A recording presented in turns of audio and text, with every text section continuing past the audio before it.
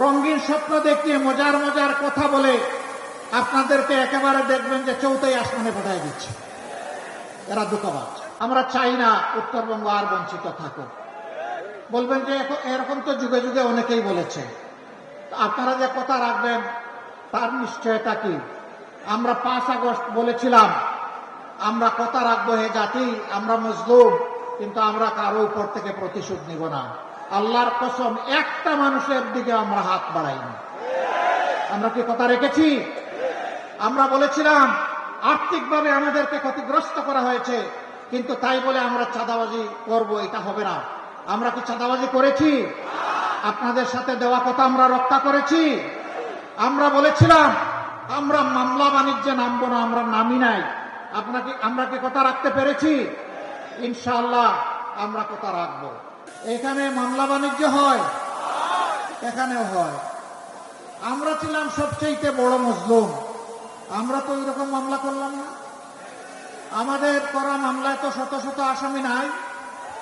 আমরা আমাদের লোকদেরকে বলেছিলাম অবশ্যই ন্যায় বিচার পাওয়ার অধিকার সকলের আছে, আদালতের আশ্রয় নেওয়ার অধিকার আছে, কিন্তু সাবধান, একটা নিরীহ মানুষকেও আপনার অভিযোগের তালিকায় অন্তর্ভুক্ত করতে পারবেন না। সুনির্দিষ্ট ব্যক্তি ছাড়া যে অপরাধ করেছে কাউকে মামলায় আসামি বানানো যাবে না। আলহামদুলিল্লাহ আমরা হাজার হাজার মামলা করি নাই। যে কয়টা মামলা করেছি এর মধ্যে 8টা মামলা আছে যেখানে আসামি মাত্র একজন, কারণ ওখানে আমরা দ্বিতীয় কোনো দোষী ব্যক্তি খুঁজে পাইনি। এই জন্য একজনকেই আসামি বানিয়েছি। আমরা নিজেই মজলুম হয়েছি, আমরা কাউকে মজলুম বানাতে চাই না। আমরা কি চাই? আমরা চাই একটি সাম্যের বাংলাদেশ,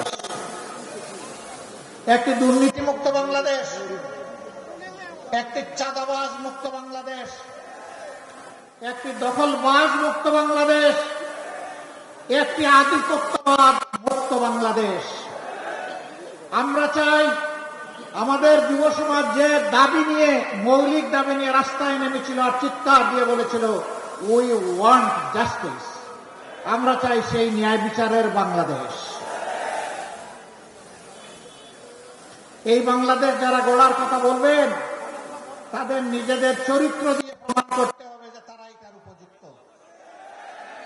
কোন অসৎ দুর্নীতিবাজ তারা যদি অনেক সুন্দর সুন্দর কথা এবং গল্প শোনায়, এদেরকে কখনো বিশ্বাস করবেন না।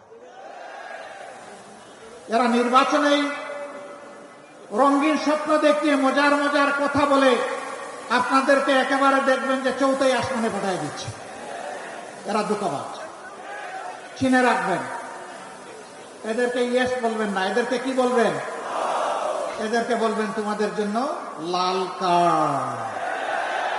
কি কার্ড?